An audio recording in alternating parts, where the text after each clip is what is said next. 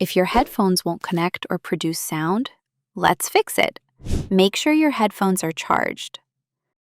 Connect the included USB-C cable to the headphones and a charger. This is the first step in troubleshooting. If the headphones are charged but the issue persists, perform a reset.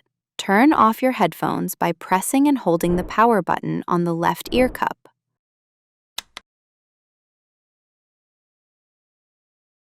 Press and hold the power button and ambient sound control button together for 10 seconds. Release when the LED flashes blue 4 times. Open Settings on your phone. Go to Bluetooth. Click the information icon next to your headphones. Select Forget this device. Turn on your headphones by pressing and holding the power button. Pair your headphones again via Bluetooth. And that's it. Subscribe for more helpful guides.